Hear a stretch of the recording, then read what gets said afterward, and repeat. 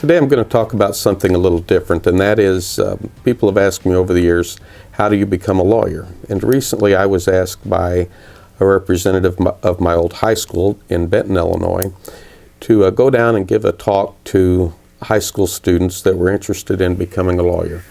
Now, this is off the subject of my usual discussion about personal injury cases or workers' compensation cases, but I thought I would go over the same thing again, just in case anyone out there has a son or daughter that is interested in going to law school and getting their Juris Doctorate degree, in other words, becoming a lawyer. First of all, it requires a 4-year degree. When I was in high school, even though I was interested in becoming a lawyer at the time, I didn't know that I could get into law school with any undergraduate degree. I, for whatever reason, always thought that I had to have a political science degree or a degree in pre-law. In other words, that I had to go into something specific in order to be able to get into law school 4 years after starting college. As I got into college, I realized after changing my degree a number of times, I realized that that wasn't true.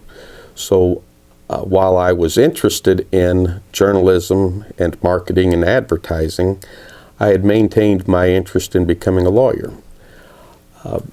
With my grades, I wasn't the smartest student in the world. I had, I believe, a 3.2 or 3.3 average in college, but that was good enough to get me into any college that I wanted to go to. I wasn't interested in Harvard or Yale and that sort of thing. So I took the next step to becoming a lawyer, and that is to take what was called the LSAT. It's an acronym, LSAT. It's sort of the law SAT exam. That exam is difficult. That exam asks questions unlike any that you've ever been asked before. It is a test that you do need to study for. If you're a young person looking at entering law school, I would suggest that you go get some books. It's probably online now on how to handle these questions and how they need to be answered, because there are some logic and different questions of a nature that you probably haven't seen in your college or high school career. So then when you take your LSAT exam, you get a score, and then just like when you're entering college, you try to enter law school based on your LSAT score and your GPA. You don't have to be the smartest person in the world. You don't have to have the highest score on the LSAT exam in order to get accepted into a law school. I had narrowed my decision down to 3 schools that were local to my area, and one was St. Louis University, one was Southern Illinois University at Carbondale, and another was Washington University. I chose the law school that I thought fit best for me, and that's what a person should do, in my opinion, is go with the best fit. The best fit for me was to be at a school that I was already familiar with, and I chose Southern Illinois University at Carbondale.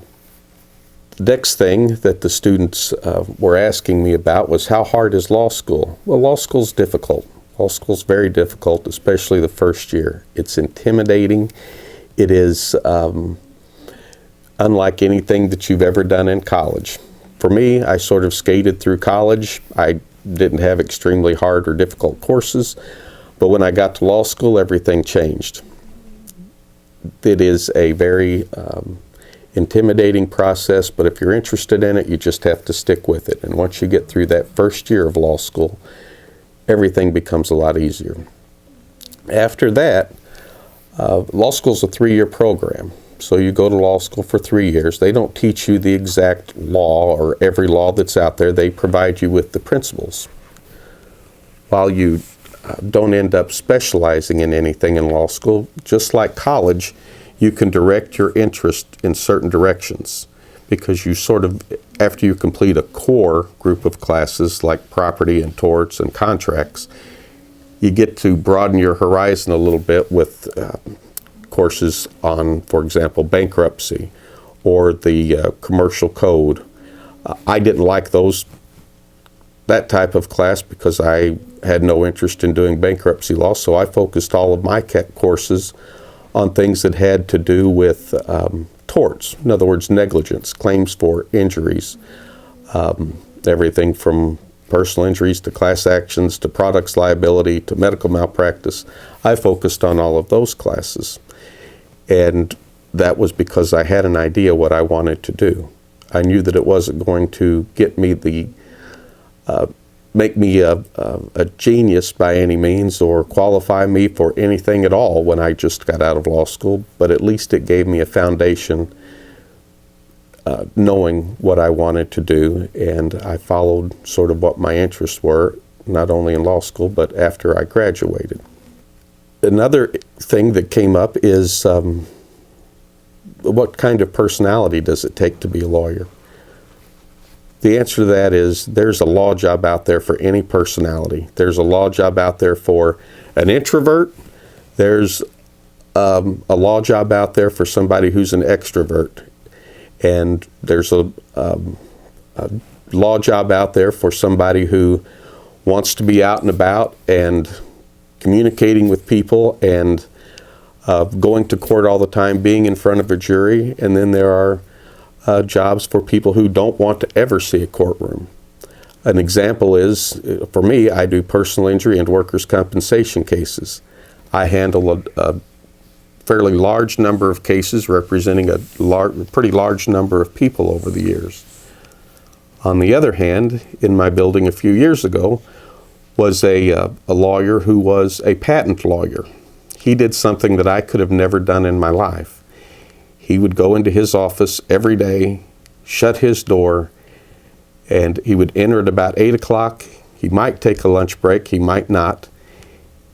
And he left at 5 o'clock on the dot. His door shut the entire time, and all he did was sit and review documents having to do with hyper-technical issues on patents and differentiating certain issues one from another.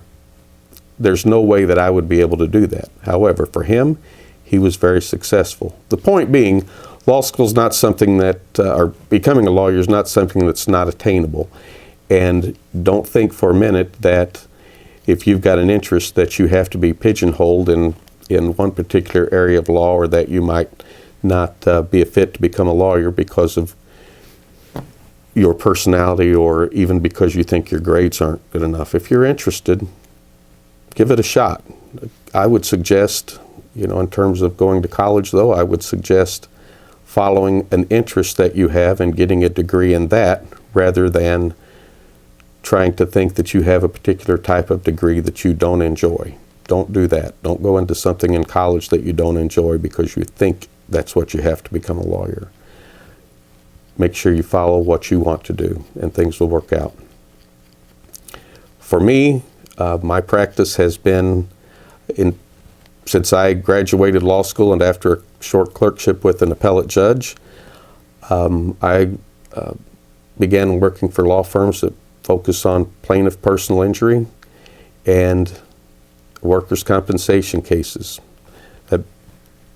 That means I've never represented an insurance company. I've always been against an insurance company. I've always tried to help people. And I've always found that has fit my personality rather than representing an insurance company or perhaps sitting in a room reviewing contracts or preparing a will for someone. I thought I would just pass this along today because it's been on my mind about where I was in high school after I was asked to give that speech, and some misdirection that I might have brought upon myself. And I thought I would just enlighten folks in case there's somebody out there who's interested in becoming a lawyer or going to law school. If you want to talk to me about it, feel free to give me a call, 618-239-6070.